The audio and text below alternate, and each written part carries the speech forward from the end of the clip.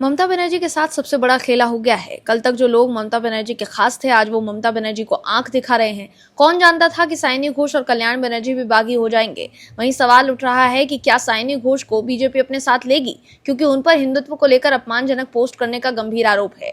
वहीं कल्याण बनर्जी ने भी बागी रुख अख्तियार कर लिया था, लेकिन टीएमसी के राष्ट्रीय महासचिव अभिषेक बनर्जी पर तीखा हमला बोलने और पार्टी प्रमुख ममता बनर्जी को अपने और अपने भतीजे के बीच किसी एक को चुनने का अल्टीमेटम देने के बाद वरिष्ठ टीएमसी सांसद कल्याण बनर्जी के तेवर अचानक नरम पड़ गए हैं। उन्होंने अब सुलह भरा रुख अपनाते हुए अभिषेक को अपने बेटे जैसा बता दिया है और कहा कि बेटे की गलतियों को माफ करना एक पिता का कर्तव्य है।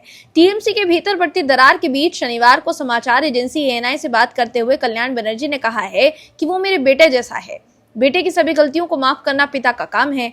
कल्याण बनर्जी की सुलह वाली बातें इस हफ्ते की शुरुआत में की गई, उनकी टिप्पणियों से बिल्कुल अलग है। इससे पहले उन्होंने अभिषेक बनर्जी पर अहंकार का आरोप लगाया और पार्टी की परेशानियों के लिए उन्हें जिम्मेदार ठहराया था। वहीं अब सवाल ये उठ रहा है कि साइनी घोष को बागी सांसदों के पाले में लेकर कौन आया। क्या विधानसभा चुनाव के वक्त ही बन गया था टीएमसी को तोड़ने का प्लान? क्या है पूरी खबर बताते हैं आपको इस रिपोर्ट में। दर्शकों, टीएमसी में अब बागी सांसद के तौर पर सुदीप बंदोपाध्याय का नाम सामने आया है। टीएमसी के बागी गुट की नेता और अभिनेत्री शताब्दी रॉय शनिवार को दिल्ली पहुंची तो उनके साथ ममता बनर्जी के करीबी नेता सुदीप बंदोपाध्याय भी साथ थे। शताब्दी रॉय उन्हें लेकर सीधे केंद्रीय मंत्री और बीजेपी नेता भूपेंद्र यादव के आवास पर पहुंची। ये घटनाक्रम ऐसे वक्त पर सामने आया जब 19 बागी सांसदों का खेमा खुद के असली टीएमसी होने का दावा कर रहा है। बागी सांसदों के खेमे में सुदीप बंदोपाध्याय के जाने से अब कुल संख्या बढ़ सकती है। टीएमसी के सांसद सुदीप बंदोपाध्याय ने दिल्ली में केंद्रीय मंत्री भूपेंद्र यादव से मुलाकात की है, जिसके बाद इस बात की अटकलें लग रही हैं कि वो टीएमसी के बागी सांसदों के साथ शामिल हो सकते हैं। वहीं इससे पहले भी टीएमसी के बागी सांसद भूपेंद्र यादव के घर पर इकट्ठा हुए थे। बाद में कुछ सांसद शताब्दी रॉय के आवास पर गए थे। वो कोलकाता उत्तर लोकसभा क्षेत्र के कद्दावर सांसद हैं। वो इस क्षेत्र से लगातार जीतते आ रहे हैं और कोलकाता के स्थानीय संगठन पर उनकी मजबूत पकड़ है। सुदीप बंदोपाध्याय और उनकी पत्नी नयना बंदोपाध्याय को मुख्यमंत्री ममता बनर्जी का बेहद करीबी और संकट मोचक माना जाता रहा है। नयना बंदोपाध्याय टीएमसी विधायक हैं। आपको बता दें कि राजनीतिक हलकों में उन्हें टीएमसी के भीतर ओल्ड गार्ड यानी पुराने और वरिष्ठ नेताओं के गुट का प्रमुख चेहरा माना जाता है। कई मौकों पर उनके अभिषेक बनर्जी के करीबी नेताओं से वैचारिक मतभेद भी चर्चा का विषय रहे हैं, लेकिन ममता बनर्जी के समर्थन के कारण उनकी हैसियत हमेशा शीर्ष पर बनी रही। ममता बनर्जी ने उनकी पत्नी को बंगाल में हार के बाद भी विधानसभा में डिप्टी लीडर बनाया था।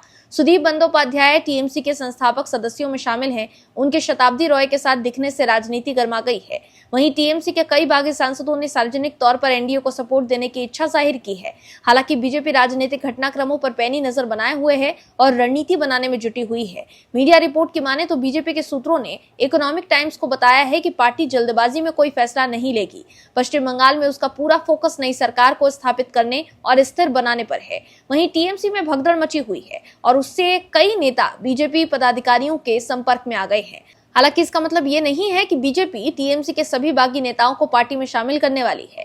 दरअसल कुछ दिन पहले टीएमसी के सांसद काकुली घोष दस्तीदार ने कहा था कि पार्टी छोड़ रहे बागी सांसद एनडीए का समर्थन करेंगे, लेकिन बीजेपी ने साफ किया कि टीएमसी के बागी गुट को पार्टी में समाहित करने नहीं जा रही है। बीजेपी नेताओं ने इकोनॉमिक टाइम्स से बताया कि अच्छा यही होगा कि बागी सांसद लोकसभा स्पीकर को पत्र लिखें और मूल तृणमूल कांग्रेस पर अपना दावा पेश करें, साथ ही पार्टी पदाधिकारियों की नियुक्ति भी करें। वहीं अब इस तरह के कदम से कानूनी लड़ाई शुरू हो सकती है, जैसा कि लोक जनशक्ति पार्टी, शिवसेना और एनसीपी के मामले में हुआ, जहां बागी गुटों ने आखिरकार पार्टी का चुनाव चिन्ह हासिल कर लिया और मान्यता प्राप्त पार्टी के तौर पर उभरे। हालांकि इस पूरी प्रक्रिया में लंबी कानूनी और राजनीतिक लड़ाई छिड़ने की संभावना है और बीजेपी सूत्रों का कहना है कि टीएमसी के नेता अपने रणनीति पर काम कर रहे हैं। दर्शकों, साइनी घोष को लेकर सबसे बड़ा सवाल है, बीजेपी के कुछ समर्थक भी उन्हें पार्टी में लेने से मना कर रहे हैं। ऐसे में बीजेपी चाहती है कि टीएमसी के बागी सांसद बीजेपी में शामिल ना हो और टीएमसी दावा ठोककर अपने आप को असली टीएमसी के तौर पर पेश करे।